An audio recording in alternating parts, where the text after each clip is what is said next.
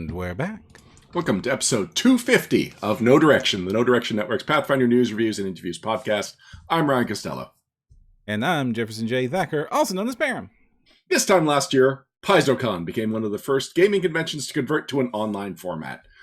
In my opinion, it exceeded expectations, especially considering how little time Paizo had to prepare for it. Now, they've had a year to prepare and improve on the formula. And we have some lovely Paizo staffers here to tell us how. Back on the show, after just a couple of months, is Paizo's organized play associate, Alex Speidel. Hello, Alex. Hello, how are you? I'm great. I feel like I haven't spoken to my friends twice in 2 months, so this is a treat. I feel so special, thank you. And somehow making his No Direction podcast debut is Paizo's public relations manager and one of the network's best friends at Paizo, Aaron Shanks. Hello, Aaron. Hello. It's good to see you. Good to be on air with you. Seriously, we have had a really close relationship for 4 years, 5 years? Yeah, well, 3 at least. 3 going on 4. I was the public relations manager, part-time public relations manager at Paizo about 3 years ago. And then I went full-time for 2 years as the marketing and media manager. That's who I've been ever since. And before that, I was sort of incognito and just an observer to the Paizoverse. So yeah, it's been 3 great years. First met you in person, I think, at a physical PaizoCon. Yeah, absolutely. I remember it. And you facilitate a lot of great interviews and a lot of our segments. You help us with our review material. So you have been an asset for the network. And so we're just going to kick off the interview by saying thank you so much for all you've done for us. Likewise. Thanks for all you You're do. awesome. It's thanks. It's a good synergy, right? Good partnership. It's important to amplify each other, and we really appreciate everything that you do. All right. Well, this is sweet, but we don't have time for any more. Indeed. We've got PaizoCon coming in 9 days. That's Oh single my God. digits. I'm panicking. You think fine. you're It's gonna be panicking. okay. You're panicking. I'm I relaxing. think the great thing is we've got more partnership and more all hands on deck than ever before. I'll just paint the picture. You know, we certainly learned last year to we had a Twitch channel. You know, we've had official Paizo on Twitch for years now, and one of my first PaizoCons was to be thrown into the ocean alongside of you and to produce there at the hotel physically for the first time, learning how to produce PaizoCon on Twitch there from just one of the breakout rooms for 3 days, and making sure that we caught the banquet, the announcement banquet as well. So we've been doing a PaizoCon on Twitch for some time, and I would say the Discord virtual con is the relatively new addition. Alex, did you have any experience with that before? Like, you were an org play player before you worked for us. I mean, it was very much trial by fire for me last year as well. Like, I had used Discord, but like setting up a whole server and running a whole convention, that's not a thing one does often. So last year was a learning experience for everyone. And yeah, it was very much 6 to 8 weeks of, oh boy, let's make this thing happen. And there were like 50 channels that at least I was aware of. I'm sure there are almost as many secret channels that you had. So here's a fun fact, actually. Let me share a fun fact with your viewers. Discord servers have a limit of 500 channels, combined text and audio. I am currently at that limit on the PaizoCon server. Oh my God! Channels currently to make new ones for this year's games, because like we save a certain number from each year, like the coordinators channels and stuff, just in case we need the records. But like, remember Gen Con when we had 75 special tables, which was 75 text and 75 audio channels? Yeah, they're still there. I have to like cull them now so that I have room for all our tables this year. But the memories. The memories, yeah, it's rough, but it's really rough knowing that I'm just gonna have to recreate them again in a few months. But yeah. So anyway, these are the fun Discord facts. Follow me on Twitter for more Discord facts. I guess that'll be a thing. I have a question about your brain. So do I, but go ahead. Does your brain operate like it's got 500 Discord channels, or is it just looking at all those channels and screaming at you? I mean, that's sort of what having 500 channels is like, because it's all just constant ping, ping, ping, ping, ping, ping, ping, ping, ping during Discord. So yeah, it kind of works like that. Oh, so you're you're at home. This is just like you looking in a mirror when you're looking at Discord on your screen. It's become my home, that's for sure. Oh, bless you, Alex. One of the things I really loved about last year's PaizoCon was the bar chat. Will we see the return of bar chat? Absolutely. There will be return of bar chat. We have several, sort of all-purpose hangout channels. We have the system-specific ones if you want to talk about Starfinder or Pathfinder-specific stuff, but we do have a bar channel and a cafe channel. The cafe is for your, hello, good morning, here's the tea. Tanya will come in with pastries at 10 in the morning. And then the bar chat is for, hey, it's 3 in the morning and we've all just finished our games. We want to sit around and hang out. So yes, both of those will be there. For those of you who haven't been to a physical PaizoCon, one of the best things about PaizoCon is hanging out in the bar.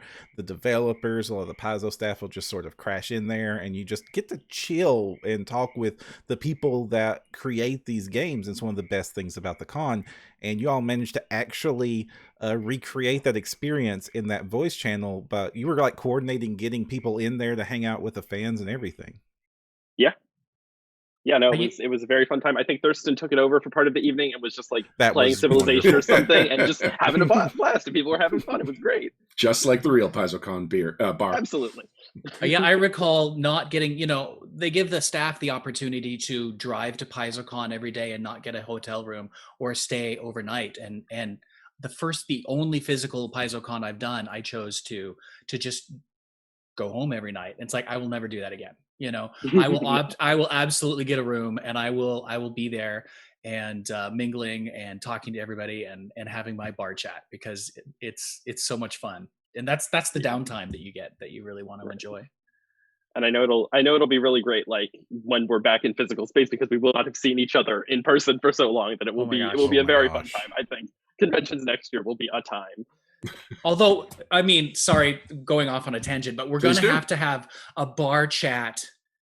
Like, we know that 2022 PaizoCon is going to have to be a hybrid. Like, everything that we've learned this year, we're going to have to somehow do everything we do next year, just like this, as well as a physical convention. So we'll have some funny, screwy thing like putting a computer in the bar at the hotel.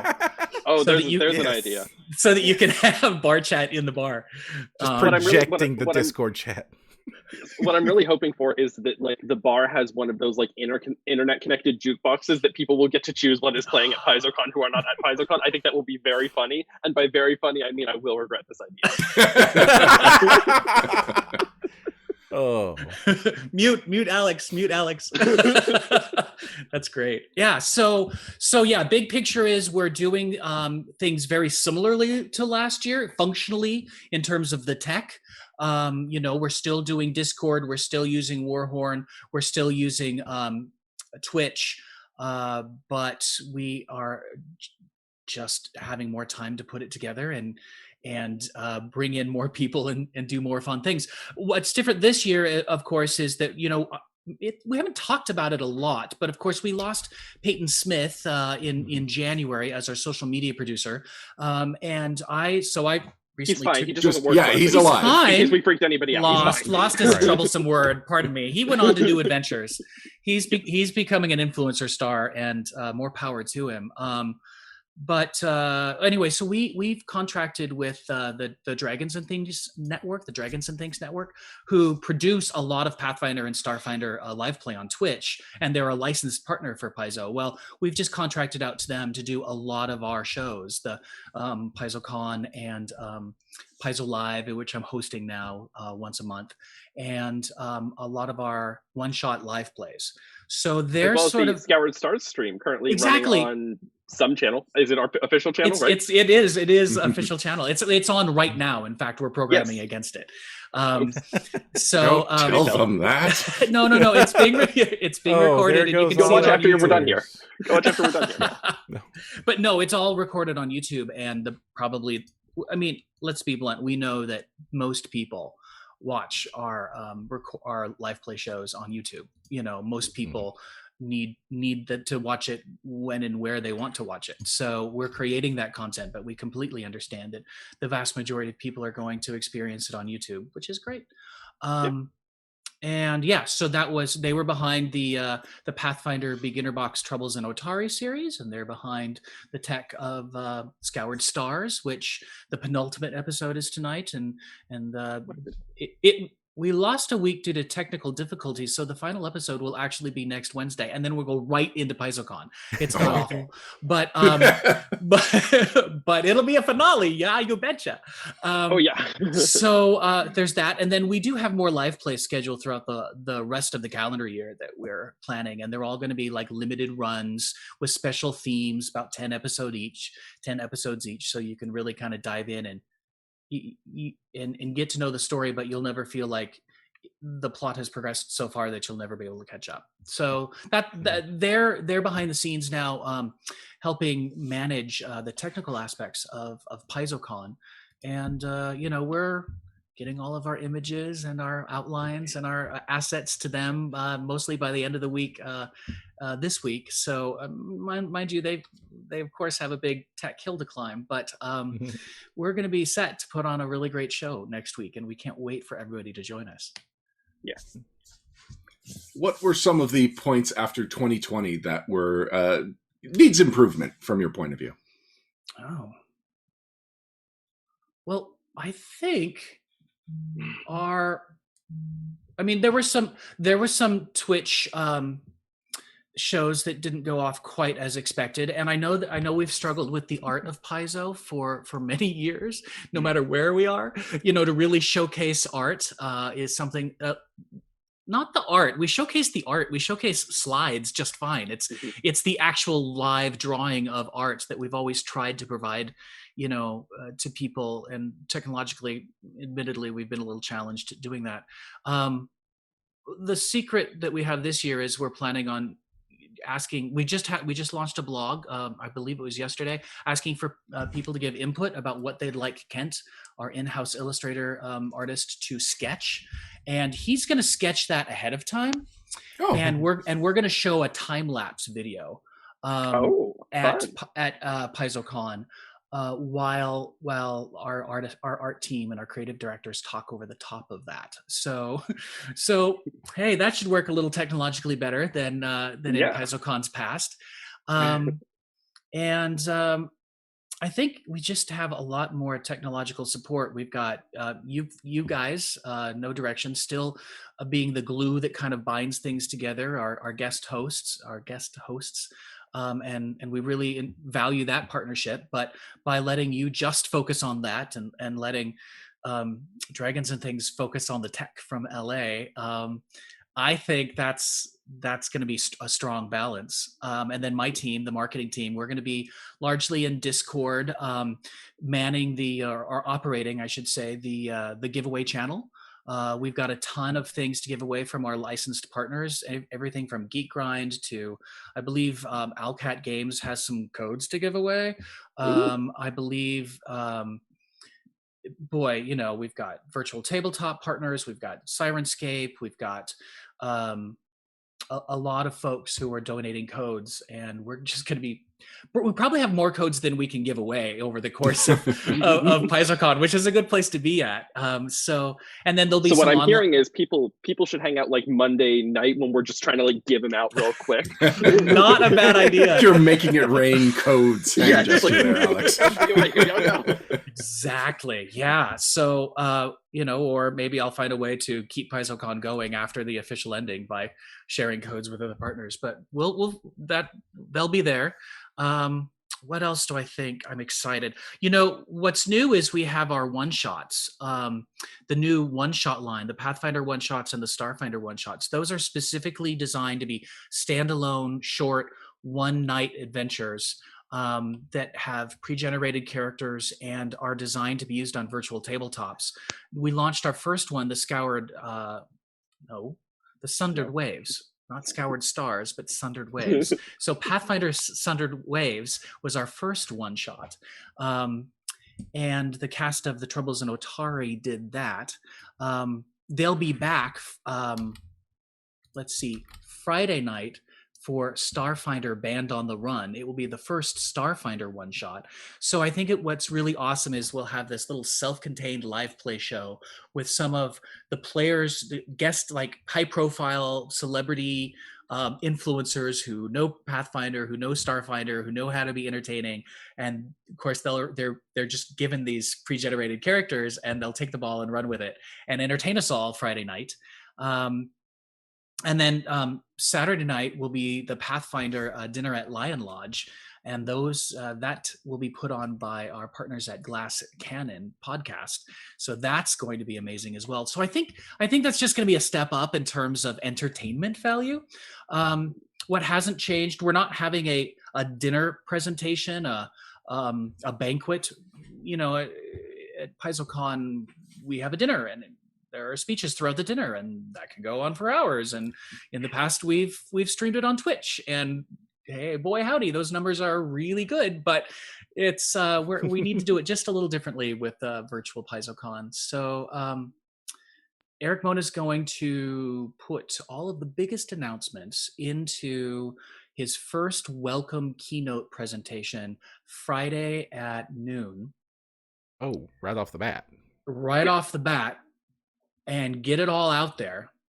It's the big speech from the boss with all of the biggest highlights that lets everybody else just enjoy the con. And when those Q&A sessions come up, you can ask much more interesting, pointed, fascinating questions from the panel, because you'll have heard what the big announcements are. So I think, and from a press standpoint, it's not bad to announce news on a Thursday.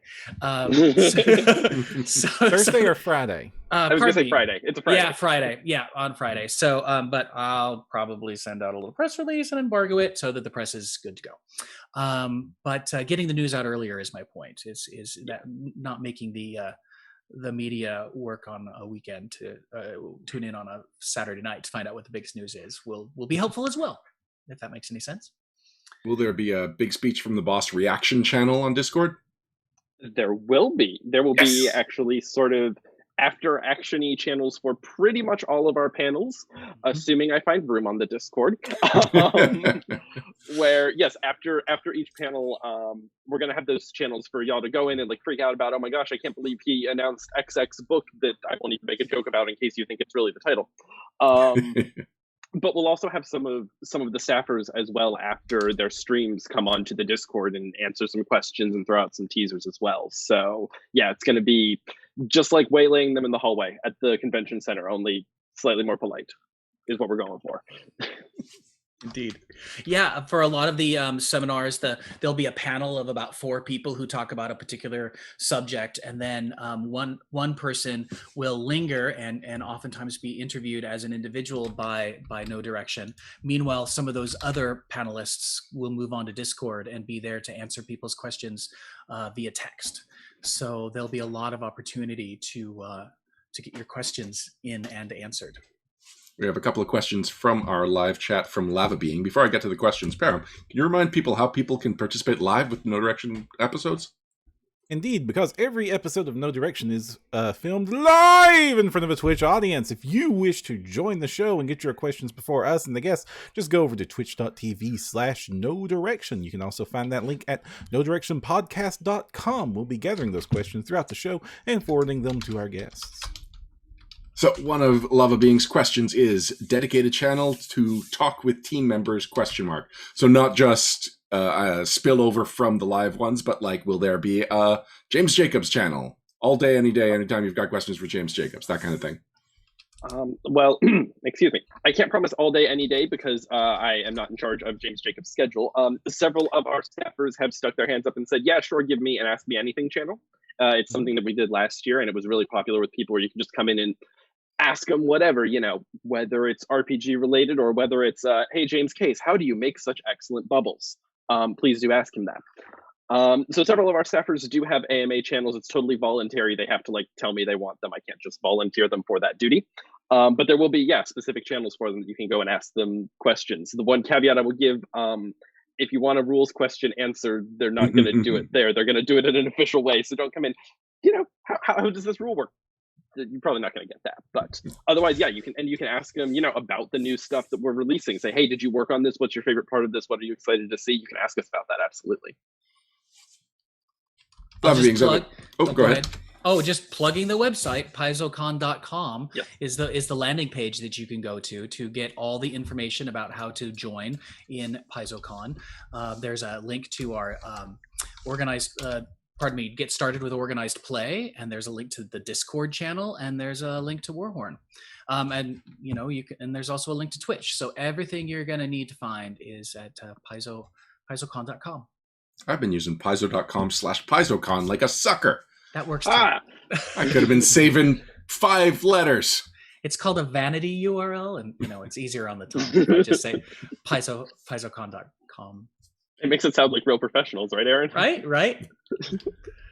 Lava Being's other question: will there be any additional resources dedicated to making the smaller side event content available to those who can't watch live? Actually, I'm not even sure if this is a Paizo question, because like last year there were freelancers were doing seminars on Discord exclusively.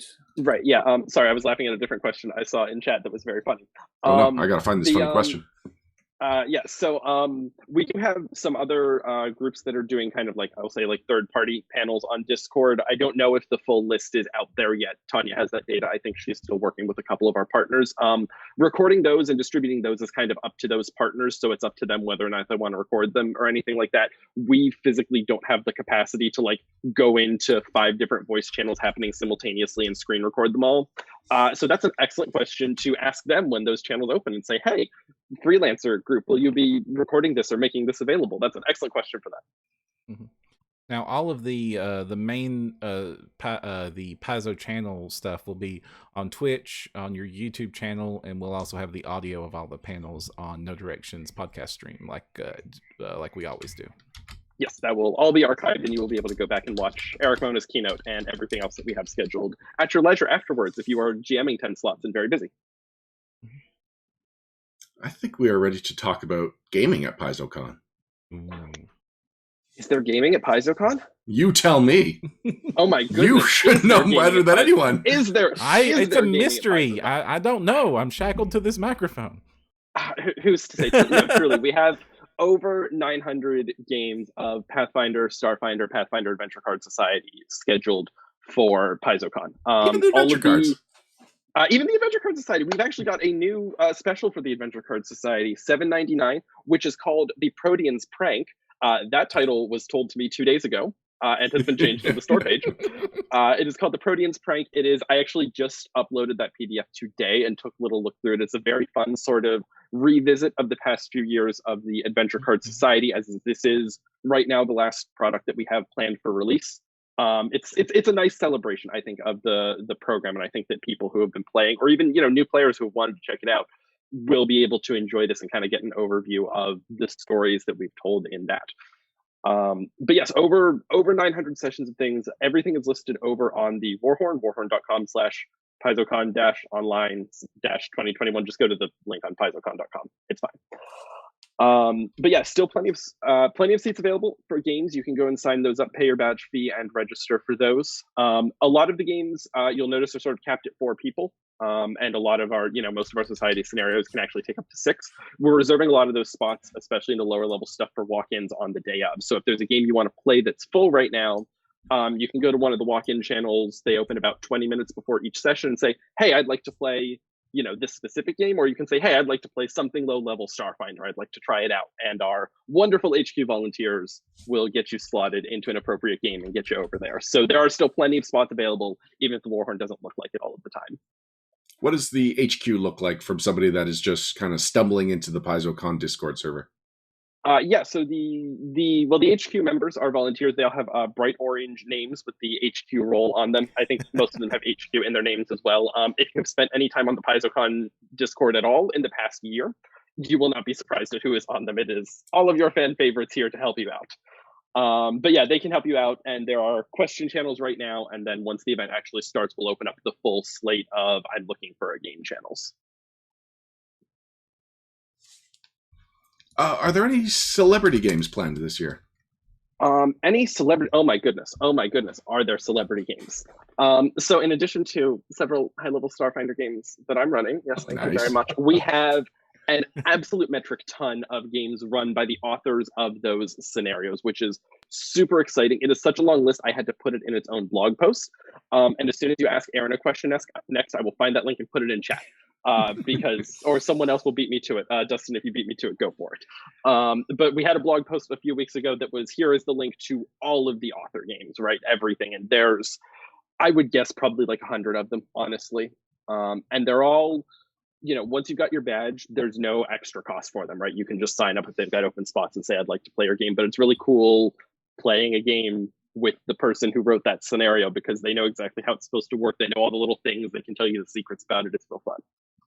I do enjoy the sense of community and like pride that a lot of the freelancers who write adventures have. You will often see them show up at conventions and not just like be willing to run their games, but are super excited to do it.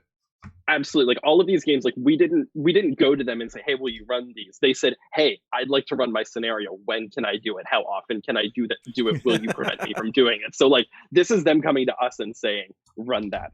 Yes, as was also pointed out to me in chat, we also, this year, for the first time since last year, have play-by-post games starting at PaizoCon Online. So if you're more down for a slower play style, you want to get a little bit more into the role-playing meat of it, or you just happen to be busy that weekend, there are play-by-post tables. They will start that weekend, and then they'll go for a few weeks afterwards. Being run on different platforms, depending on what the GM's comfortable with, but several of those are also run by the authors as well, because our authors are wonderful. And is there a recommended pace for how often you should be looking for updates and updating yourself? I think usually the recommendation for play-by-post is they expect you to post like once or twice a day, depending on where exactly you are. But that is, again, an excellent question to ask on the How to Play-by-Post channel on the PaizoCon Discord server.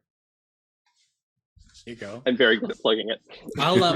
I'll plug the one shots. You know, those will actually those will go on sale at 6 p.m. The moment the show starts. Our product pages will go live so that you can purchase the game that you're watching. So if you want to play Starfinder Band on the Run or Pathfinder Dinner at Lion Lodge, you can buy them Friday night or Saturday night. And then I know that there are already games scheduled to play the following day, and I expect that the whole weekend, the whole weekend, right? So and I know our VTT partners are working on getting that ready to be functional when we drop them, when they go on sale. So that should be one more way in which you can step in and play without especially if you don't have an established character because of those pre-gens. Now let's say I or one of our listeners are like, this PaizoCon thing sure sounds great. I haven't signed up for anything. I don't have a ticket. What's involved in actually getting into a PaizoCon Online 2021? Thank you, Ryan, for posting the link in chat. Yeah, so no, you're fine. It's fine. I'm done. So what you're gonna do, you're going to go to the Warhorn page again. Go to paizocon.com, find the Warhorn. You're going to register for the PaizoCon, and then you're going to register for your player badge as well. There's a badge fee this year to recoup like the server costs and things like that. So you pay that through PayPal. We pull those transactions a couple times a week, so we do have to manually clear you. So like, please be patient with us. Our accountants are working very hard to get people cleared. But once that's done, once you're cleared, you'll get an email that says, hey, you can sign up. And then you just go into Warhorn. You find the games you want. You click, I would like to play this game. And then you're signed up to play. And then, you know, you look at the VTT the GM is using, you get yourself set up. We've got all sorts of different ones, Roll20, Foundry, Fantasy Grounds. Some GMs just use Google Slides because it's like, hey, you know, that works too.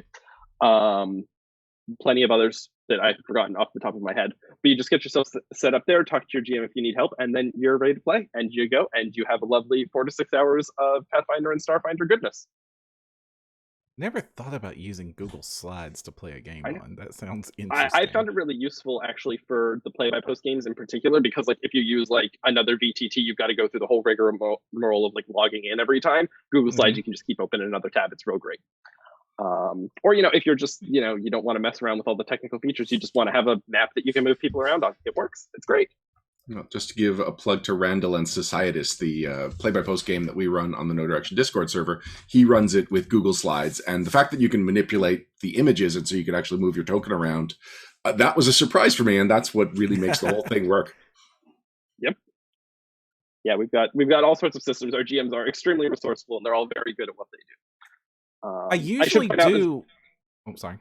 No, I'm just gonna say I should point out that while there is a badge fee to play games and sign up for things like that, it's totally free to be on the Discord and hang out with us. Totally free to watch the streams. We're not paywall on that. It's just if you want to come sit down, reserve your spot at games, that's where the badge fee comes in. So yeah.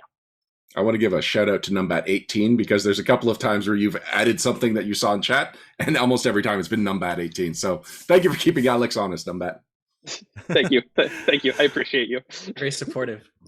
So one of the things I've always valued going to any of the conventions, especially PaizoCon, and playing in these the games, is learning new things from GMs. Like I learned a lot of cool styles and tips, and heck, even like ways rules interact from the GMs and the other players when they go to these cons, because it takes you out of your element. You're out of your local group, your local meta, and also when you GM for a con, especially the big ones like PaizoCon or Gen Con, the GMs bring their A game. Like, oh yeah, I remember people walking in with like foam ships and like fully 3D maps and stuff. And some people, their A game is just like on it, like with the best acting and just very, very fantastic games. I'm usually extremely impressed. This is going to be an interesting year because there's a lot of skills to learn from these cons and playing these con games that I've picked up. Like, oh, I didn't know this VTT could do that. I didn't know that there was this cool add-on that helps this. I didn't know that so many of the society games, there's like the community's already pre-jacked all the resources you need to run them. Like, there's some great tools. So just sign into some of these games and you'll learn cool ways to play games online you never even thought of. Oh, absolutely. I have played in so many GM games where I'm like, oh, I'm going to remember that trick. I'm going to use that. And then I've used that in future games. So many of us are still, finding these hidden features on these VTTs that we didn't know after a year or more of playing online. So yeah. Love Being is asking, will there be learning to play sessions that don't require a badge? Yes, we do have demo sessions as well with Starfinder and Pathfinder demos. It's about an hour. You can play it with as few as one people. So if you want to check out Pathfinder I'm one people. You are one people. Congratulations. You can come play one of our demo games. But yeah, if you want to play one of those, there is also a demo badge option on Warhorn that you can choose that. It costs $0. You'll be able to sign up for the demo games and that's it. So yeah. I'm just saying, organized play has thought of everything. It's pretty impressive. There's a reason that we're organized play. We are not the disorganized play. We are very good at what we do. I have many, many spreadsheets. I'm a megaphone, but he's organized. Yes, very much. Now, flipping the script a little bit, Aaron, what are we going to have to look forward to for our seminars? Well, we've got everything kind of tightly scheduled, but flipping back and forth between Pathfinder and Starfinder and individual interviews. We definitely have a look at some of the upcoming hardcovers. Generally, it's hardcovers, adventures. We've got a look at the Fist of the Ruby Phoenix. Secrets of Magic. Fist of the Ruby Phoenix would be a Pathfinder adventure path. I'll make sure I don't assume you all know these things. I think you can assume our audience knows. I know, right? Yeah, but you can. We just had a blog post late this afternoon or the evening if you're East Coast on Paizo.com right now with our Twitch schedule. You can go there and you can see line by line all of the seminars that we're producing. We'll have I found a couple of things that need to be updated and so there'll be a graphic that goes along with that probably it's probably waiting for me and I just need to, get it posted, but there'll be a nice graphic that we use to summarize all the seminars. We'll have very specific, topics like this adventure path or that hardcover. But there's also a lot of open-ended seminars like, let's just talk about the Pact Worlds. Let's just talk about Galarian or, Ask the Experts, Pathfinder Q&A, Starfinder Q&A. So we've got, it runs the gamut between, seminars that are really focused on a particular topic, and then others that are really open-ended, which is usually how PaizoCon works. It's just that when in a physical environment, it's just that we only have one room, so to speak. So we've kind of packed everything in, and it's the best of seminars from any PaizoCon. I think probably when we have a physical PaizoCon next year, you'll see 2 or 3 times the content, but it'll be a little more broadly spread out. Sometimes we repeat seminars because you can't always catch everything. So that's what the physical PaizoCon will look like next year. But this year it's just really tight in terms of all the best seminars of years past, but with today's topics. Does that make sense? It does make sense. It also feels like a lot of the seminars from the past, like So You Want to Write for Paizo, are better served as a Discord channel than they are as a Twitch live stream. Yeah, yeah. I think industry-specific topics are somewhat better on Discord, and I have a feeling that's really great networking. I'm sure that if you ask questions in the Art of Paizo seminar, that the creative directors would be happy to, give you a start as to how you submit your portfolio. But it's not necessarily going to be a whole hour about how to create art or illustrations for Paizo, because that's just really industry-specific. But PaizoCon always has been about both of those things. It's about fun for the consumers, and then best practices within the industry as well. Considering Warlock wants to know if there will be a Paizo.com store sale going on during PaizoCon. There will. I know that the Curse of the Crimson Throne expansion, the adventure card game, is going to be on sale. And I'm gonna get back to you about the exact sales details. But yes, I believe there is a sale, but I'm going to hold that tight to my chest until I get all the details, because it's been a little bit of a moving target. But there usually is. I do want to recommend, if two that are definitely worth catching live. They're all worth catching live because of this reason, but 2 that are fantastic opportunities to catch live are the Secrets of Galarian and Secrets of Pact Worlds. If you haven't listened to one of those panels or been to one of those panels, it's where those of you who are deeply invested in the lore can ask some of the deepest mystery questions to the authors and the creators, and they try to give you answers, even stuff that hasn't been revealed in books that they're allowed to reveal.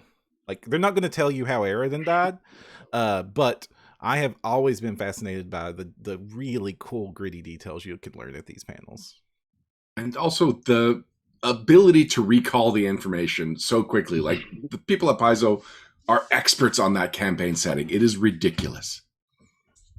There is so much of it. Oh, Alex, are you saying something? I see your lips moving, but I don't hear anything. Up here somewhere. Oh, there we go. Oh, switch to the bad mic. I bet the earpods died. Oh. But all right.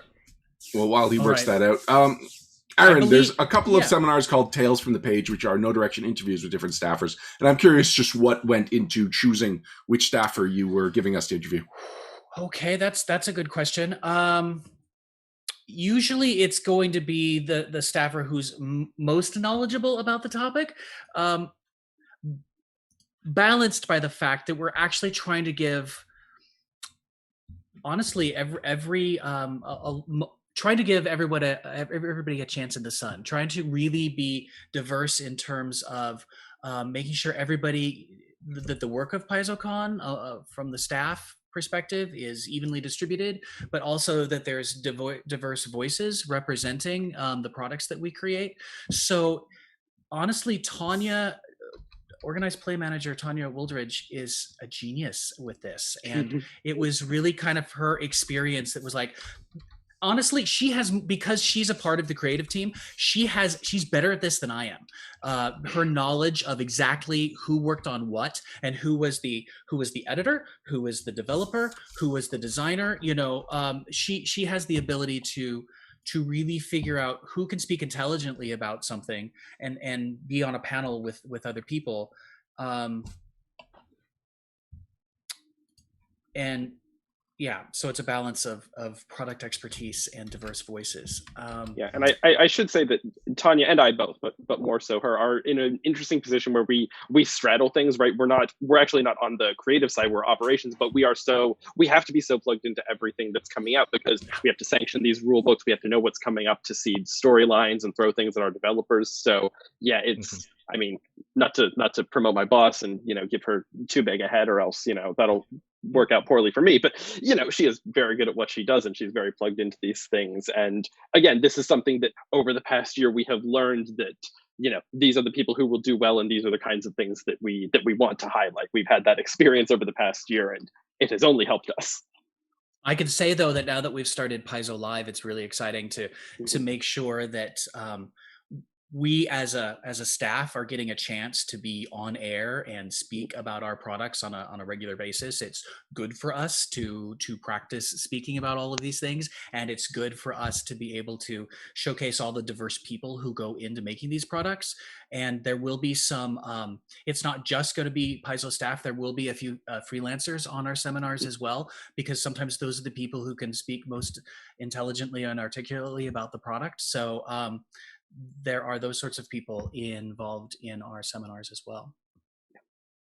Who knew that public speaking would be such a major component of being a game designer and a game developer? Yeah, evangelize.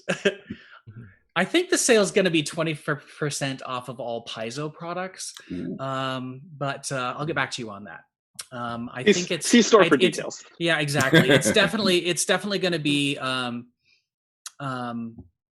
our products specifically, and not necessarily store-wide. And I think it's 20%, but we'll let you know in writing. That's for sure. There'll be an email and a communication that goes out every morning, Friday morning, Saturday morning, Sunday morning, with a summary of the, we'll send out an email with a summary of the day's agenda. There'll be a blog that posts with the same information. We'll have social media posts that will point back to the blog, standard operating procedures, so that you'll get the message about what the big events of the day are, and a reminder about what the sales are. And that seemed to be a pretty good balance last year, a once a day communication, so that we're not, hitting you over the head with too many messages, but making sure that you're aware of what the day's agenda is. You can find it depending on your favorite platform, whether that is email or going to the blogs or looking on social media. Or Discord, because I have an announcements channel and no one has stopped me posting in it. I posted please. Mute Alex. No, it's great. So yeah, that's the way we'll communicate with folks during the con. What else do I have to say about the staff? PaizoCon 2021, and you're offering a 20% discount? You can't get us the 21? Touche. Hard sell. I like it. Yeah. Well, like you said, it's not set in stone yet, so we'll see what we can do. Or 2019.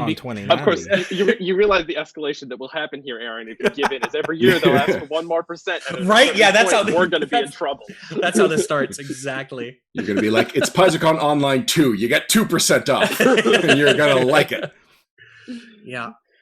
Sivakeda in chat is asking about special guests. Now, there were special guests canceled last year. So what is the situation with special guests this year? Yeah, we don't have any... we don't have any special guests like we normally do at a physical PaizoCon. But like you said, we do have freelancers and stuff on the panels, so you'll still see people whom are not wearing the blue polos, but there isn't like a guest of honor. Yeah, but there is. I mean, I think what makes PaizoCon really fun is how intimate and casual it is. Like, it's this interesting balance between trying to look professional and put our best foot forward and look slick, but at the same time wanting to be accessible and welcoming and casual and fun. So I think you'll find a lot of, I mean, this is so much more accessible in many ways than the physical conventions were. We know that, so many people drop in and say hello that there'll be a lot of guests of honor just by browsing who's there in Discord and saying hello. And we really want to be able to when we go back to a physical space, shine the spotlight on the people who are the special guests. Like I think we're worried we can't give them the appropriate amount of attention at a virtual convention that we could at a physical convention. And we don't want to spotlight someone at PaizoCon Online and then take them out of the rotation so that we can't spotlight them in a physical convention later on because they've had their turn, if that makes any sense. So that's some of the philosophy behind why there aren't special guests at the virtual cons, is because we want to make sure they feel special, and the physical cons are a way to do that consistently, if that makes sense. Also, it's really rough to like ship the tiara to them, so like we'd rather just hand it to them in person. So. Yeah, exactly. Yeah. Yeah, tiaras don't work well with green screens. They don't. Yeah, and it's like really expensive because you have to get the insurance on it because of the gems and stuff. So, yeah. We're way overhyping this guest of honor. They're going to be disappointed. Having never been to a physical PaizoCon, I don't know what's there. So for all I know, there is a tiara. According to Alex, it's a thing now. So you know what? If I speak it into existence, surely someone will make it happen next year. I think we can. The hunt for the tiara is going to be. Ooh. The hunt sounds for like the a tiara scenario is an name. excellent scenario. It's just going to be a Burger King crown. I think that's Thirst, are you watching? And I did get a text from Jim Butler, my boss, confirming that it's 20%. The sale is 20%. A single order on Paizo.com, but a single order can have a long list of items on it. So 20% off. Oh my gosh, shop it. Paizo products, right? And we just had a huge PDF sale, so they're happening. But these are pretty predictable, these sales. Should people wait until the end of PaizoCon because there will be new products added to Paizo.com during the con? Only the one shots. Yeah. Okay. Only the one shots, and those are only $5 to begin with. So if you need to save that 20% off $5, then you do so. Yeah, those are the only products that will go live during the con itself. There will be a product. There will be two new, at least a few new products that haven't been announced yet. So they'll be those announced, will be pre-orders. So, but yeah, they won't be available. They'll just be spoken of in Eric Mona's keynote. And most of those I think are, at this point, most of the game we play is that we need to sort of announce products before our solicitation cycle comes around, right? We announce our products 8 or 9 months out for the retail chain to know what we're doing. So Eric's essentially going to be looking ahead to the first quarter of 2022. So we're looking at products within that timeline, and then by Gen Con in mid-September, it'll be products in second quarter of 2022, maybe third quarter. So that's where the hype comes from. That's what you can look forward to. And I'm real excited. That's all I'm going to say. Oh yeah. I'm real excited. There's good stuff coming.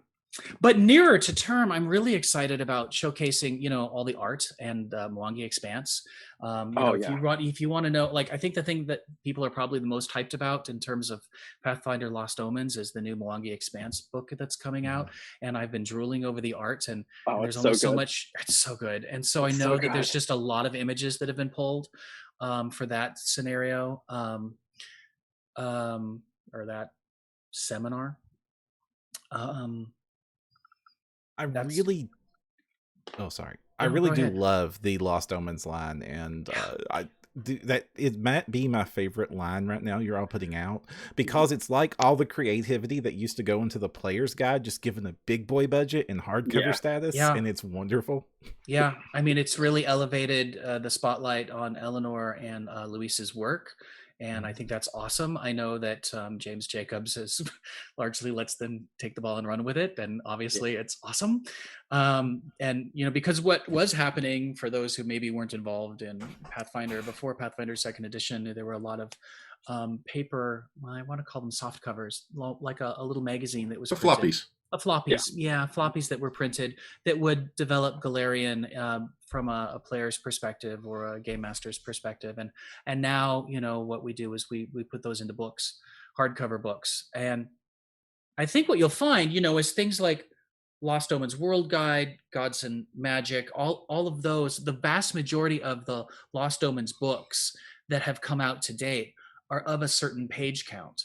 But what you'll find with the Mwangi Expanse and soon enough Absalom, City of Lost Omens, is those books are thick. Every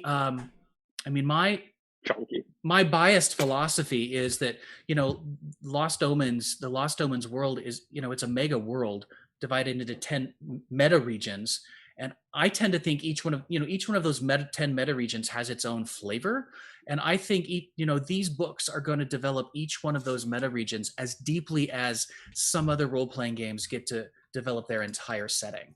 I think yes, you're going to want the other Lost Omens hardcovers to play in the Mwangi Expanse. But when you get the Mwangi Expanse in your hands, it's an entire campaign setting in and of itself, in my opinion. It is so thick and so gorgeous and so inspiring that you're going to want to create characters that are from there, that spend their whole time there, because it's amazing and it's going to be unlike anywhere I've ever adventured.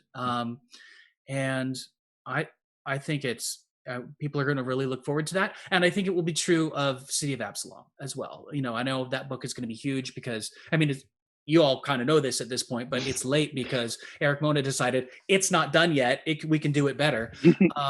And he's added so many NPCs. It's just, because he has this thing in his head and this is his chance to get it down on paper. So it's going to have a ton of NPCs in it. And so it's going to bring that city to life. It's going to, while geographically, it's the polar opposite of Mwangi Expanse. It's, really tiny in terms of square footage, but it's going to be just as dense of a setting, and you could spend an entire campaign there. So I think the Lost Omens line is a really successful line for Paizo. We see it in the sales, we see it in the hype, we see it in the enthusiasm, and we see it in the creativity and the innovation of our creative team and our freelancers. Of course, it's more 80% lore, 20% crunch, whereas our rule books are more the reverse. They're 80% rules and 20% lore. Although things like the Ancestry Guide, the Lost Omens Ancestry Guide, was pretty darn crunchy, with all those new ancestries. Very crunchy in there. So, it's a rule of thumb, not written in stone. But so that's how those books are playing out. And then also, when you look at something like Mwangi Expanse, Leah and I, our new marketing coordinator, we're sitting there going through and counting how many feats are there, how many new items are there, kind of trying to do a numerical calculation of all the things in the Mwangi Expanse to try to create marketing content. And that's a lot of crunch because the book is so huge. Okay, it's 20% of a book that's 300 plus pages, so it's still a lot of crunch that you're going to get. And hang on, I'm going to count somewhere. Let me leak some counts to chat real quick. Oh yeah, I'll get in trouble. I've got it somewhere. We wrote it down, but Mwangi Expanse by the numbers. But that's going to be super exciting. And I could just keep talking because I could talk about the rulebook line and how just to make sure people are aware. We have rules. Bestiary 3 is the last of what we think of as the core rulebooks. The set that are there's the core rulebook, but then there's really everything that you'd probably like to have in terms of the canon, Pathfinder canon, and everything that Jason Bellman has said this better than I am at the moment. But things like Secrets of Magic and things like Guns and Gears are going to spiral outward. They're going to develop Pathfinder and what it can be as a game from a rules perspective beyond that core. It's going to take things into a direction that you haven't necessarily seen before.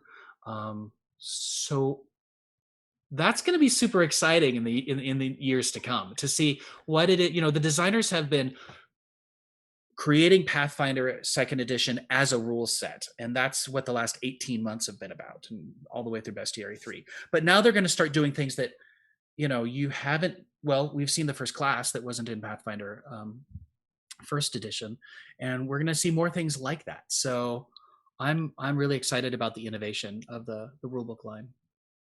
And you can find out more about these upcoming rulebooks at PaizoCon. You were saying Bestiary 3 is kind of the complete, it completes the set. We were told the APG was the 4th pillar that held up the table that was 2nd edition. Now it's extended to a couple of side tables, or the Bestiary 2 and 3. Are we done? Is this the whole dining room set? There won't be any more Bestiaries by name. Okay. There will be monster books, but there won't be a Bestiary 4, there won't be a Bestiary 5.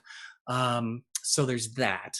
And that is, if I think, we've seen Lost Omens Monsters of Myth, and Myth. No, it's of Myth. Yeah, Mom. Thank you. Yeah, which I think is going to be the monster angle of Lost Omens Legends. So there's that. This isn't usually a question I would ask you two, especially because of your role, but I think Alex might have not an answer, but an interesting anscer for this. Oh boy, I love to give interesting answers. The answer is yes, this is a game. Will we see any Keldon 145014 asks, will we see any crossover for the books from PF2 to SF? In terms of the rule books, I have no comment because I'm not on the Starfinder team. I don't know what they're planning. There is a crossover special this year where one will want to play both the Pathfinder and Starfinder specials premiering at Gen Con. So there's my obligatory plug for that. So if you're interested in how Pathfinder affects Starfinder, but those are 2 different teams and they can take whatever they want. And, I saw the question in chat, Absalom Station is not necessarily built out of the city of Absalom. We don't know what it's built out of necessarily, to be quite honest. But all of these are excellent questions for the Secrets of the Packed Worlds panel, coming to you live on Sunday, I think, at some point. I don't have the schedule in front of me. That's Aaron's department. For my time playing Starfinder, I'm pretty sure Absalom Station is built out of random encounters and OSHA violations. That is correct. That is actually what it is built out of. And if you would like to see additional problems occurring on Absalom Station, play Starfinder Society 401, which will introduce you to the Year of the Data Scourge storyline. See this plug, I'm very clever. And it takes place entirely on Absalom Station, when everything bad will happen. I mean, nothing bad will happen. It will be a super chill time. No, Starfighter's doing some great innovation. I've got to look at what's coming ahead in 2022 and hold on to your seats. They are not done. Yes. It's a wonderfully mature role-playing game, and it's just going to keep going. So, I'm as I've said, I've started GMing Starfinder myself with my own little home group. And learning to be a baby Starfinder GM myself, and it's super fun. I love it. So it's pretty good. It's pretty good. Yep. I'm excited for what's coming. Paizo made a nice game. If I can say that, if I can express a hot take upon your podcast, Paizo made a couple of good games. I don't know. It's just a thing I've been thinking about lately. We're kind of fond. So we are coming up on our hour. It feels like we've covered a lot of the big topics. Are there any specific things that you really love about PaizoCon, or that you're really looking forward to the 2021 PaizoCon that we haven't had a chance to touch on? Let's start with Alex. Yes. Let me tell you about the puzzle hunt. The puzzle hunt rules. The puzzle hunt. I love the puzzle hunt. So if you have not done this, our wonderful, I would name the staffers, but I don't want to miss some of them. So I will say some of our wonderful staffers, and they can credit themselves because I don't want to miss someone inadvertently, put together a wonderful puzzle hunt. I think this year is the 5th annual puzzle hunt, where it is this collection of various kinds of puzzles that you put together. You get an answer. You have fun. It's a great way to kill time. We have discussion channels for them on the Discord. I did get to sort of get a sneak peek and do a little bit of playtesting of the couple of the puzzles. So I think I'm ineligible for solving it this year because I've already seen part of it. It's actually, there's a printed copy somewhere around here I can dig up, but I won't because that would spoil things. But that is one of the things, again, that I think just makes PaizoCon so fun. Is like we have a puzzle hunt for you, and it's not like a scavenger hunt where you go take pictures. You just sit down and you solve some puzzles, and it's real fun, and you can talk about it with the people who developed the puzzles in the Puzzle Hunt channel. So check that out. That'll be posted at PaizoCon.com probably around the time the convention starts. But yeah, check that out for sure. It's a lot of fun. You say it's a great way to kill some time. It's also a great way to flex some brain cells, because those puzzles are hard. Oh, some of them are tricky. I got like 2 questions in the last time I tried this thing. I will say the experience from last year definitely prepared me for like testing the puzzles this year, because I was like, okay, like I kind of understand how your brains work now, but also I don't. I will say there is one of the puzzles. I will give a little spoiler. Hope they don't get mad at me. One of the puzzles is just like a spot the difference, which is very fun. And I think anyone can do that really, because you got to find the difference. You don't need any puzzle solving. It's just figure out what's different. It's real fun. Oh, it's going to be something really abstract, and I mean, none of these puzzles are as straightforward as you might think. I mean, I should be clear that the difference is you do have to find the missing pouch on a Wayne Reynolds illustration. So, like, no. But no, I think that's just one of the things that's like super unique to PaizoCon. Is really fun. I encourage everyone to check it out, because like even if you are like our wonderful hosts here and you struggle with puzzles, you come to the channel and be like, hey, I need a hint, help me out here, and we will absolutely do so and help you along the way, so you too can feel brilliant. And yes, the real puzzle was indeed the friends you made along the way. Well, my turn? Go for it, Aaron. No, Aaron. Right. Well, I'll, certainly I want to plug the entertainment live plays on Friday and Saturday night, but I also want to plug Q Times will be on Sunday night at 6, and To Perception Squidditch will be at 6 p.m. Q Times is 6 p.m. on Sunday, and Squidditch is 2 p.m. on Monday. So there'll be a couple other live plays to watch. And the No Direction team and I are going to be starting off things at the very top of the show at 11 a.m. Friday morning with an hour of chat and just sort of getting things going. And then before the convention starts each day, tune in 15 minutes or a half an hour early to listen to Perram and Ryan talk about what they learned the day before, what's coming up in the day ahead. They're going to be our tour guides to the convention, so make sure you catch those little bookends at the beginning of each day. I'll say that on Saturday morning, we've just arranged an interview with Stefano De Carolis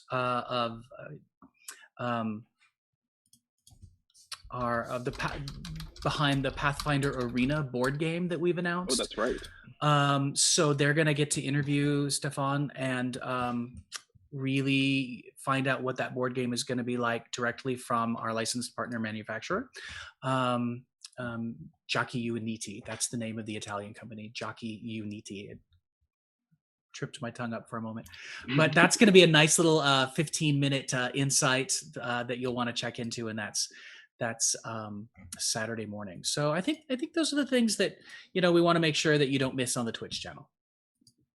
So Aaron, let me ask you about this game, because I've never gotten the chance to pin you down. Did you ever play the board game Labyrinth, where like you slide tiles around and you try to get to treasures? Like, is it anything like that? Because it sounds like that, and I'm very into it. It's hard to know, honestly, because they kind of, it's their baby, and I'm sort of learning about it as y'all are learning about it, honestly. So I know that they intend to have a big release at the con regarding more information about the board game and how it's going to work. So there'll be a document release, as well as this interview with No Direction. So we'll all know a lot more about that board game in about 10 days. And I'll be learning right alongside of you, but it looks really exciting. I mean, I know it's really cool because it's got some minis that are a part of it, of our iconics. And so that's half the fun, is you can buy the board game just to get some nice Pathfinder minis. And then, introduce it to your friends so that they sort of get to know the Pathfinder world in a way that's a board game and fun. And then you can say, you can actually play a role-playing game in this same world. Yes, come to us. Come to us. I know one of the things Tanya and I have talked about, as well as we've talked about what does 2022 look like, what do physical cons look like, is trying to figure out how to have like this Pathfinder Arena board game and even the Pathfinder Adventure card game as like games that people can play, right? Even if they're not scheduled sessions, like, do we have like a game library or something where people can come and play these games as well? Because they're great and we want to show them off.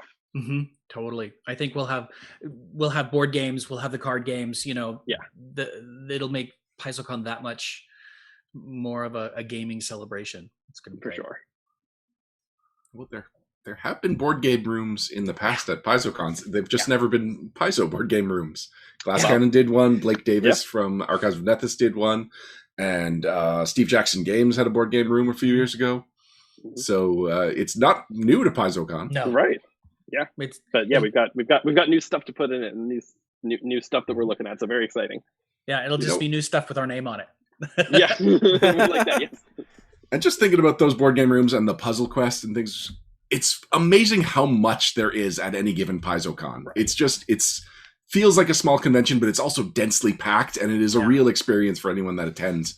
And that is why I said at the beginning of this that PaizoCon Online 1 exceeded my expectations, because so much of what I love about the physical PaizoCons was captured with the online experience. Mm-hmm. I think so. Yeah, and that was really important to us as we were in the chaos of flipping it over 2 months, was how do we make this feel like a PaizoCon and not just you're sitting around playing games on your computer just like you would any other time. And I'm glad to hear that we've captured that. That means that we've achieved our goal, and I hope we do the same this year. All right, I think we're about ready to wrap things up. So, Alex, is there anything, like, how can people find you online, find out more about you? And actually, just one last time, how do people get into the PaizoCon Discord and get prepared for PaizoCon 9 days from now? Yes. Okay. So many questions. Let me go one at a time. To get into PaizoCon, Paizo.events is the Discord link, or go to PaizoCon.com for links to the Warhorn and links to the Discord server. Go to the Warhorn, register there, pay your badge fee. We'll get you cleared to sign up for games. Warhorn.com, search for PaizoCon. Or again, PaizoCon.com is your central link repository. It's great how we've done that for us. If you want to follow me or hang out with me, come to the Paizo events server, because that's where I'll be living for the next 2 weeks.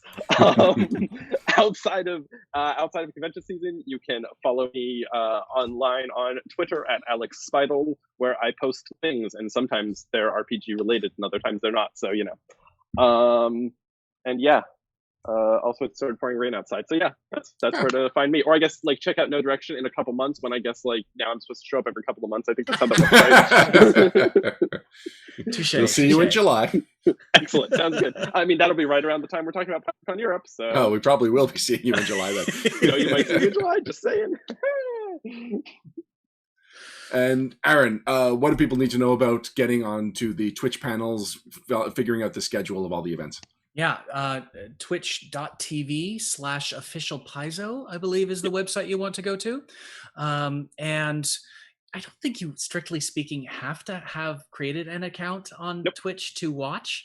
It's certainly free. It's better to have an account. I agree. You can participate in chat in that way and actually ask the questions that you want to ask. So I would encourage you to do that. It's really pretty easy learning curve if you've never participated in Twitch. Just create an account and start watching, and there's a bar on the side that's full of chat, and you can just join in. And yeah, so that starts at 11 a.m. Friday next week and goes all the way through. There will be content through Memorial Day Monday, a live play there. So there will be a very full Twitch schedule. It will all be recorded and eventually converted into, as we said, YouTube videos, and the audio recordings will be on the No Direction website. These guys have it goes back, an archive that goes back years of the audio recordings of PaizoCon, and I think that's a great legacy. You can find me, Aaron W. Shanks, on Twitter, and I'm mostly devoted to Paizo on Twitter. I'm also the guy, usually, one of 2 or 3 people managing all the Paizo social media accounts on Facebook, on Twitter, and Instagram. So you can get a hold of me that way. And then I'm fairly active on the forums these days. you may have noticed our customer service department got a little backed up and busy during this pandemic year. So I definitely tried to jump in and make sure I was answering people's questions on our Paizo forums. And my direct messages I can receive direct messages there on the Paizo forums, and that's it. All the different ways you can get a hold of me. You can also email me at marketing@paizo.com or press@paizo.com, and those will get to me. So yeah, look forward to hearing from you. Make sure to send him very nice messages. He deserves Please. Excellent. Thank you both for coming. This was informative. This episode always gets me hyped for PaizoCon, which is usually something I'm already looking forward to. So as usual, in 9 days, we have a very exciting time to be a Pathfinder player, a Starfinder player, just a fan of Paizo stuff in general. It's going to be great. All right. We'll be right back with some news and a little bit of banter right after this.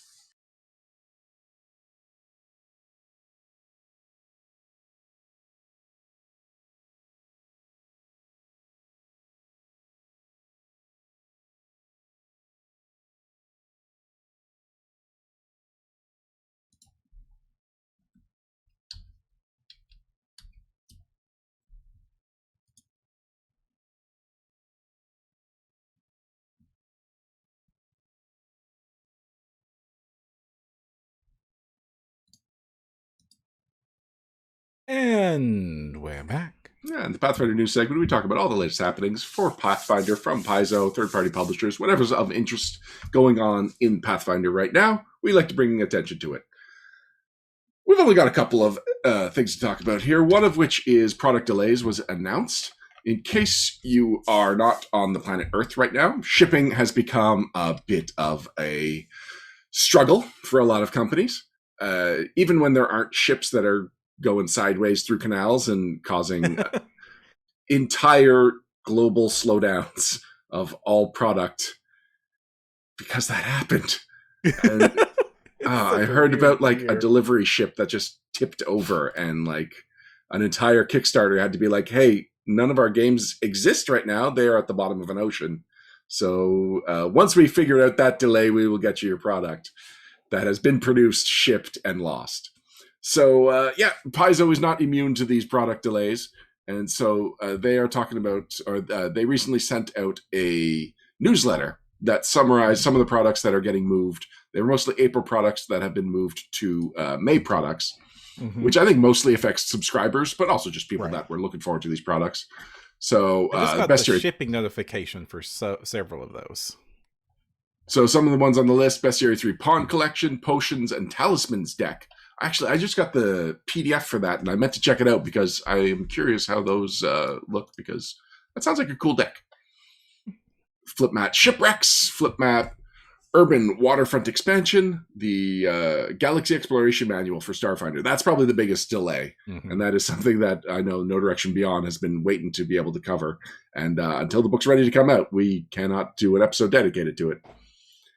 Alien Archive 4 Pawn Collection, Starfinder Flip Maps, Alien Planet Moonscape, and Crashed Spaceship, and then the Flip Map Classic Twisted Caverns. So these were originally planned for April or May releases. They are now June releases. All of those are planned for June 2nd, 2021, which will be on the other side of PaizoCon.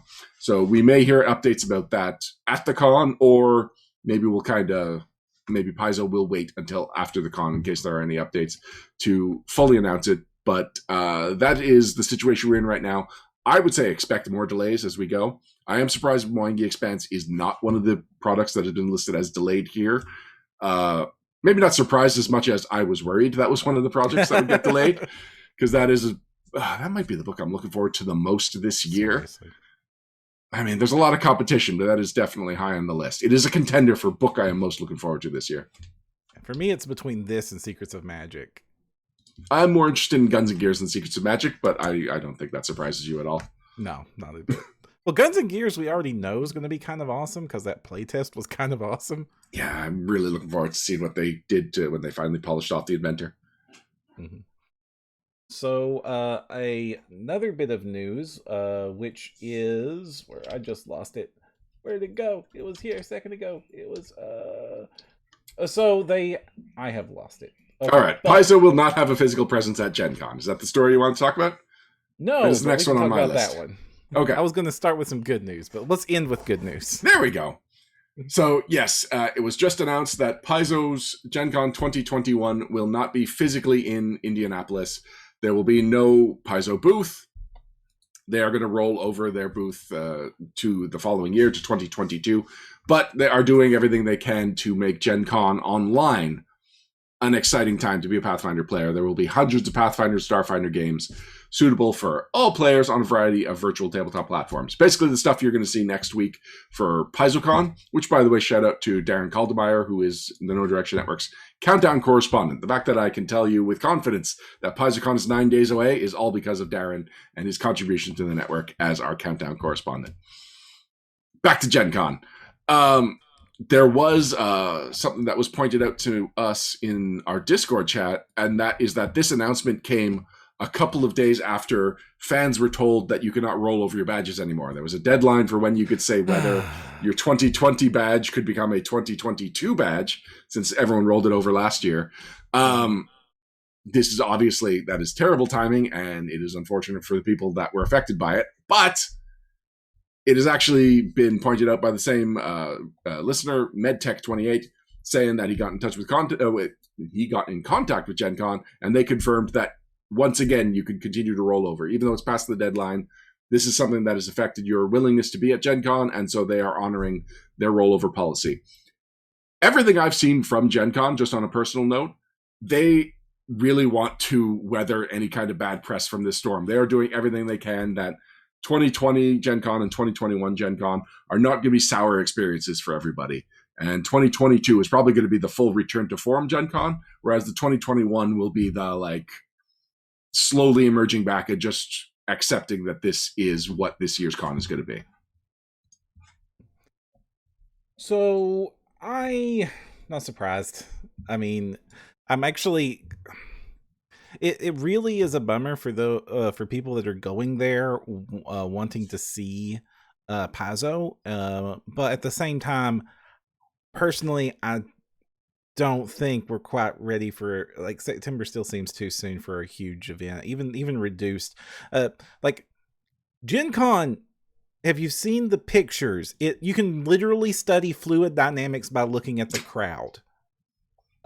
It's crazy how packed that place is. Even at half capacity or a quarter capacity, that thing is still going to be way too crowded for my comfort. I mean, people are going to make their other decisions, but I tell you, as somebody wondering, that would be part of the decision-making process of, will we have No Direction presence at Gen Con? I was nervous about even the possibility of that. I did not want to ask my staff to make that kind of risk. Would you, Ryan? No, especially the border is probably not going to be open in September. So I was fully confident I could not go. It was not even going to be a question for me. And if the border's not open and if travel is that discouraged, then yeah, just in general, I don't recommend people going to that large of an event and potentially a super spreader event that creates a new wave, at least within our community. If not, no, you know what? It would be more than just within our community because everyone is family. Right. Workers, friends.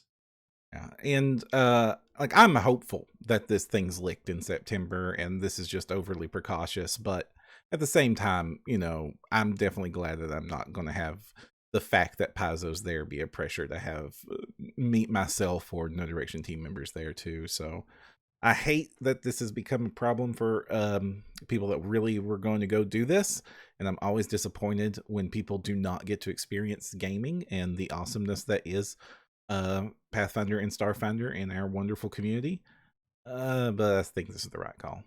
So there's a couple of things I wanted to highlight. One of them, you've been mentioning that it's September, and it's true. Gen Con 2021, I believe, was originally announced to be the first weekend of August, but then it was pushed back to September a few months ago, which I think was them being optimistic that they would be able to have a physical con in September, much more likely than a month and a half before that in August. So that is still the official date, and that is when Gen Con is happening, just without Paizo presence. The other thing is that I said the booth is not going to be there. The other thing is that the Saginaw Ballroom is not going to be reserved for Paizo organized play. That is another major thing, that if you are going not to see Paizo staff, not to buy the latest product direct from Paizo, but if you were going there for organized play and the opportunity to play with hundreds of fellow Pathfinder enthusiasts in a room that you should not be in right now. Just being honest. That opportunity you will have to wait for until 2022. But you will still be able to get Gen Con gaming in virtually. They plan to have the Twitch, not Twitch, but the Discord and organized games happening during that weekend online. Oh, Numbat 18 is talking about, besides just the health and safety issues, there are publishing deadlines that would have been affected. And it's true, we've just talked about the delay of product. Major part of the Paizo presence at Gen Con is what product is going to sell out first. Yeah. And usually the year's biggest release comes out at Gen Con. Yeah. But now, like, is there even a guarantee that the product will be able to deliver in time for August? Like, these are usually tight deadlines. And so that is an additional reason that they don't want to have a bells and whistles event that could potentially be canceled and just bum people out. Mm-hmm. So, want to hear some good news? Yeah, what's the good news? They have reaffirmed that they're going to keep publishing more first edition. Like, not new first edition, but that they're going to continue to keep publish the softcover line. In a blog post posted on May 4th, that they basically say that they said they would keep printing these as long as it's profitable. That doesn't look like it's changing. And so all of the first edition softcover line that's out, which appears to be everything that was a hardcover at this point for the RPG line, will still be purchasable and printed. So for our first edition fans, you still can get books for your players. Wow, Alternate Wilderness. That's everything. That's the hardcovers. Yeah, Villain Codex, which is not the newest, but yeah. No, Ultimate Wilderness. Oh, no, sorry. Wilderness wasn't the last one. Planar Handbook was the last one, wasn't it? Mm-hmm. And I don't see Planar Handbook on the list. So there's still books to come, assuming these pocket editions continue to sell. But yeah, Ultimate Wilderness was, I believe, the second to last hardcover. Mm-hmm. So Planar Adventures is literally the last one. There was Book of the Damned. Book of the Damned was before that. Book of the Damned was a few years ago. I'm confused. Okay. I mean, it is a hardcover book, and it is not listed on that list. Maybe we're not the only ones that had cursed experiences with that book. Oh, yeah. It doesn't exist. Yeah. But that also, it wasn't an RPG line book. It was a campaign setting line book. I think it was the first campaign setting book that was published as an RPG line book. I don't think it was, because then I would be more upset that I don't have it on my shelf. But it's cursed, so you don't want it near your shelf. It's true, but I'm also a completist, so that's my curse, I guess. And the Starfinder books have been coming out softcover now too, so that's wonderful. And I can't wait till I can get all these PF2 books. No, you are right. It is a role-playing game branded book. Aha! Point to Perram. Yeah, so that's great. I'm really glad. One of the reasons Pathfinder was even going to exist was they were worried that people would not want to play the adventure paths for a game you couldn't buy a core rulebook for. And having your book not be in print anymore usually does mean a drop in player base. So as long as these books are out there, it should still be pretty easy to keep a sustained and healthy PF1 player base. I know that my local Indigo, which is a big box bookstore, their gaming section doesn't have a whole lot of Pathfinder stuff, but it does consistently bring in the pocketbooks. So I don't know if it's a lower cost and therefore they're more willing to put it out, or if it's selling really well. But I am surprised that it's not just the latest hardcover books from second edition that are being purchased and supported, but first edition is also being supported by the bookstore. Oh, we got a comment from Paizo PR about the soft covers right in our chat. Paizo PR says, I think we need to sell out of some of those PF1 hardcovers before management will think about pocket editions, if at all. The point is to make sure that they're available in one form or another. So that would explain why the two newest ones wouldn't be in pocket edition if you can still easily get the hardcover.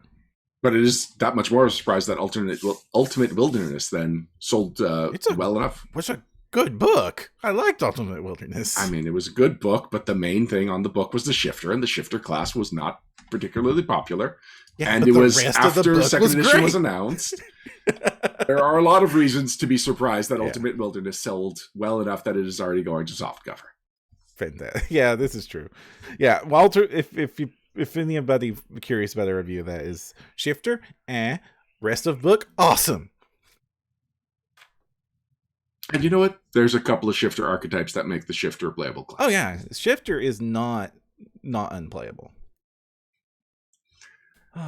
So I have one bit of banter on this list here, and that it's episode 250, and that feels like we should at least give it a woo.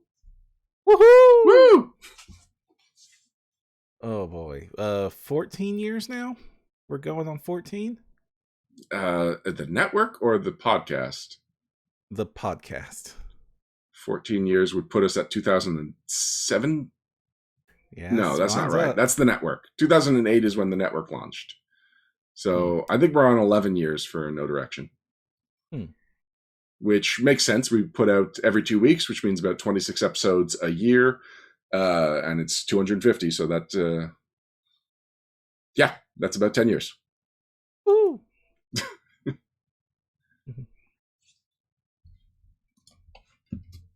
There are literally crickets going on in the background because we had no celebration planned. I knew that we had a milestone coming up, but it was... I don't know. Miss all our I have no plans for it. We're just too... Our nosers are down too much for this. I mean, I'm glad. I never expected us to make it to 250. I didn't have any expectations. The show's great. I didn't expect Pathfinder to still be around. I'll be straight up honest. I did not expect Pathfinder to still be around this long. It was an independent third party split off by an indie company that used to make a magazine. I loved it. The odds were against it so crazily much. This is nuts that it still exists, that it has a second edition, that we're still doing a podcast about it, and that the community, from every number I look at, is growing. Yes. No argument there. All of that is true. It is a marvel that any of this became the big success that it is. Mm-hmm. So 2009 was our first episode, by the way. Oh, okay. September 2009, right after Gen Con. The Gen Con that the 12 core years. rulebook came out. Did you say 20 years? 10 years. So 12. Oh, no, 12 years. Almost 12, yeah. Mm-hmm. SimDoc28 says that we are terrible with milestones, and this is true, and that's MedTech. He would know. He's been around since 3.5 Private Sanctuary days. Mm-hmm. We appreciate you so much. All right, on that note, ready to move on to some shoutouts? Indeed. We'll be right back after this.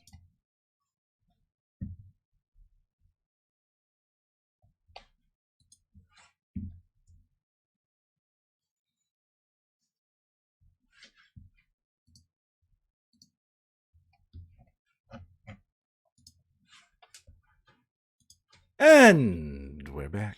Thank you for joining us. Oh, that's the one? Yeah, I love that button. Thank you for joining us for the milestone 250th episode of No Direction, the No Direction Network's Pathfinder News, Reviews, and Interviews podcast. Thank you to Aaron and Alex for joining us and reminding us that PaizoCon is something to be excited about. And thank you to Darren Caldemeyer for regularly reminding us that PaizoCon is 9 days away. Before we wrap things up, we do like to shout out to things of interest to us that we think would be of interest to you. I like to kick these off with just some network shout outs, talking about things that came out last month or so from the No Direction Network that you may have missed, or that I just think were good enough that they deserve to be spotlighted. So first of all, I want to talk about No Direction Beyond episode 58. This was the last episode. It's NPC Forge. And when I saw that Alex and James said they just wanted to talk about building NPCs for Starfinder, I was like, okay. Didn't seem like much of a topic to me, but, I have no say over the No Direction Beyond content, so I was letting them just do whatever they felt like doing. And it is a great episode. So first of all, I did not realize how nuanced Starfinder NPC character creation is, because I barely play any Starfinder, and I only own one hardcover book. But so that was really informative. And then the second half, when they design a monster live using some advice from the audience, first of all, it goes really quickly. Second of all, it's a really cool monster that they create. And as soon as the episode concluded, Alex put it up in the Starfinder channel on the No Direction Discord. So I'm not going to say what the monster is because it kind of spoils the organic fun of listening to the episode. But if you have not listened to it, listen to it. It's episode 58, NPC Forge. And it was super fun and blew away what I was not expecting. Like, I had low expectations, and it hit really high heights for me. Next up, Monstrous Physique. This is Luis's blog. Every couple of weeks, Luis adapts something into Starfinder, Pathfinder, usually something from pop culture. But he's shifted gears, and he is updating, I believe it's Ruins of Aslant, but I want to make sure. He is updating Ruins of Aslant. No, they're finishing the playthrough of Ruins of Aslant. They're about to play Iron Fang Invasion. And he is updating that, which is a first edition adventure path. He's updating it to second edition, which means that he needs to update some monsters, including some classic monsters that didn't make it into the first 3 bestiaries. So in this installment, he updates the Dark Mantle and the Lurker Above into second edition. And he is going to continue to update these classic monsters from previous editions of Pathfinder and of Dungeons & Dragons before it into Pathfinder second edition. So I think these are going to be super useful monsters because, as much fun as it is to see what Mega Man looks like as a Starfinder NPC, I don't know how many people actually bring that Mega Man build to the game. Whereas I think that people are actually going to be using these a lot more often than the other builds, which again, I enjoy, but they're more thought experiments, whereas these are also super practical. Mm-hmm. I have a pseudo-network related shout out to give, which is our network member Dustin Knight guest blogged on owenkcstevens.com a very informative and up-to-date article on breaking into the industry from someone who has very recently and successfully broken into the industry. This is a blog you want to read. The advice is fantastic, and Dustin knows what he's talking about. I saw it just before we started our Zoom call, and so I was not able to read it yet, but I am looking forward to it. Mm-hmm. A couple of me-related shoutouts. So I've recently restarted the Behind the Screens blog, which is my GMing advice blog, just because a couple of weeks ago was it a month ago? Yeah, because last episode was smaller game groups, and then one before that was GM Style. So since GM Style, I've just been like, filled with GMing energy. And because I'm not running game right now, I am channeling it into the blog. And something that I've wanted to do for literally more than 10 years is update the comic continuum, which was something that was talked about in an early episode of 3.5 Private Sanctuary. And it was just like comic was an acronym for 5 different things that you could rate on a scale of 1 to 4 to figure out the tone of your game. And I liked it. It was something that we got from the Superhero Summit podcast. And so that's why it's the comic continuum. The acronym is much more appropriate for superhero role-playing games. I always wanted to make a more universally applicable acronym adaptation of that. And I even tried to track down that episode of Superhero Summit and even the host of Superhero Summit, and just kind of had like a mind-boggling experience of like things leave the internet. These two guys who were so committed to the internet that they released a podcast are very hard to get in touch with right now, even though I have some friends in common with them. They're not on the internet anymore, which is not something that I thought, happened. I thought the internet was forever.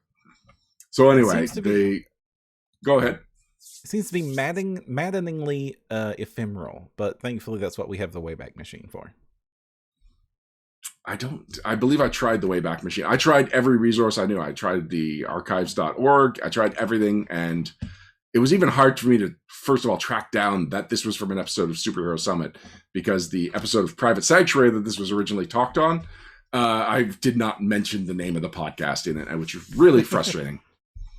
Also, that episode was missing, but luckily it was on archives.org and I was able to recover it and add it to our site in case anyone is looking for 12-year-old episodes of 3.5 Private Sanctuary. Mostly because, like I said about the Book of the Damned, completionism is my curse, and I needed to make sure that every Private Sanctuary was up on the site somewhere. So anyway, I've updated it. I've posted it up there. And Aaron, nope, not Aaron. Andrew Sturdivant had a fun question where he gave me his personal rating. I gave mine, and I'd like to hear more from the GMs that are our listeners of how they would rate themselves and their typical or even ideal games on the new grit scale on Behind the Screens. And then the other me-related shout-out that I wanted to give. Last week I talked about this podcast, the Loaded Dice Rollers. They're usually an actual play podcast, but they're doing the After the Fellowship interview series. And my episode dropped. I actually recorded this 6 months ago. It was a long time ago. And now it's finally dropped. So it's just a conversation between me and members of the Loaded Dice Rollers cast. It's not an interview per se. It's really just a gaming conversation between people that are really into Pathfinder and have different perspectives. And I remember it being fun. I haven't gone back and listened to it. I have a feeling that I've gone over some familiar talking points to our listeners, but even still, it's a different forum for these conversations, and it was cool to be a part of that. So you can check that out. And then finally, I'd like to shout out to the next alphabetical podcast in my podcatcher, and that is finally The Full Force. So Full Force is a G.I. Joe podcast that has a bit of an Action Force theme, Action Force being the UK version of G.I. Joe, because G.I. Joe is a very American name. And so when they brought it over to the UK, they were like, we need a name that makes a little more sense to us. Actually, no, that anecdote is about G.I. Joe, the original 12-inch guy who became Action Man. So then when G.I. Joe became a team in the 80s, it became Action Force in the UK. All of which is very important. And the kind of conversations that they will have on Full Force. It is G.I. Joe news... a G.I. Joe news site. So every time their news breaks, they release like a 5-minute episode. And then at the end of the week, they do a summary, which is usually a 45-minute or so episode, which is a format I really like. I feel like it would be cool if we could capture some kind of similar format for Pathfinder News, because we tend to just do Pathfinder News segments every few episodes, which means it can be months between when we actually talk about Pathfinder News. And so, like, Full Force, on top of being a topic I really enjoy as a fan of G.I. Joe, it's a format I really enjoy as a fan or as a podcast producer. So it's something that I enjoy on multiple levels. And if people check it out and they like that format, let us know, because we have more room for news on the Pathfinder News Reviews and Interviews podcast. We do so many interviews, so much review, so little news. It's the minuscule N, whereas it's a capital I and a capital R. And I would like to fix that. Right. It's also like the one topic I'm most passionate about, and we get to do the least. So definitely am interested in this. All right. That's all for my shout-outs, Perram. Okay. I've got 2 more shout-outs. One is a repeat shout-out just because we still time's still coming up. After PaizoCon, Concurrent will be happening the weekend of June the 11th. And I'm running a celeb table on that. So if you want to play at my table, you can do so. I don't know if there's slots left, but there's all kinds of other tables, such as Kate Baker. Tanya's table's full. Dustin from the network, he's running the table. Nice. Lots of fun people are. So Hillary Moon, it's full. People are running tables. There's some great tables. Alex Speidel's running the table of Starfinder Live Adventure Extreme. I've played that adventure. It's fun. You should do it. I'm running I'm running Enter the Pallid Peak, which is Saturday 8 p.m. So there's lots of fun things to go do. Go do those and get those tables in. If you want to register, it's Concurrent. You can register on Warhorn. If you just Google search Concurrent 2021, you'll find it. Yay. Also, my second shout out is for a company called Cast and Play, who is a patron. They're most famous for doing 3D printed miniatures. So they make really cool miniatures like this awesome werewolf I'm going to show here in a second. See? Awesome werewolf. I love this werewolf. They do themed sets every month, but one of the reasons I'm shouting out to them is not only do they make really cool themed miniatures every month, which is great if you 3D print stuff, but they also do bases and a complete tile set. So not only does the theme, you can actually build the dungeon that is themed around the theme with scenery, objects, and all that stuff there. And then they release a sound set they made a software that's very similar to Sirenscape called RPG Sounds, and every release comes with a themed sound set for that theme. So this was Midnight Curse, it's all werewolves and vampires and scary things. So it has a very spooky sound set that you can download and use in your games. And they also have, they use those, since these are 3D assets, they use them to make isometric map packs. So that if you're playing in a virtual table and you want to do those cool isometric maps instead of the top-down maps, they have like all these models and art and like tile sets and stuff that you can use for your isometric maps. So whether or not you do 3D printing or in traditional gaming, and pre-make your maps, or choose to play on virtual tabletop, they kind of hit it all. And it's kind of like this really great package that I got in just for Cool Minis. And it's like, I have all these resources and I don't know what to do with. It's great. So I like them. Cast and play. By the way, Raising Rune Lords is asking in chat, have I got to use the Froghemoth Mini yet? No. No. Have you shipped it yet? No. Okay. Okay. We will take care of that. I will take care of that this weekend. Big Norse Wolf had a question about Concurrent. Is that, he says, the con formerly known as Origins? Is Concurrent related to Origins? Concurrent is the con that replaced Origins Online last year. And it is continuing. It isn't technically the replacement for Origins, but it happens to be the same weekend that Origins usually happens. Right, and it's not affiliated with Origins, right? It's just Origins got canceled last year. Concurrent happened to take up that same time slot. It was created to take over that time slot. Mm-hmm. All right, Perram. I think we're ready to wrap things up officially and move on to the Patron's Private Sanctum. But before we do, Patron's Private Sanctum? Yes, if you have listened to this show and you enjoy it, don't miss the after show, where our show for patrons, directed by patrons, the Patron Private Sanctum, over on our Discord server that you can get to at nodirectionpodcast.com and click on the Discord link. If you are a patron, you'll gain access to the Patrons Only channel, where after every single episode of No Direction, me, Ryan, some other people, we go down there, hang out, and talk about whatever you ask us to talk about. It is an extended banter segment completely at your request. Until next time, I'm Ryan Costello. And I'm Jefferson J. Thacker, also known as Perram. And if you want to find the path, you need no direction.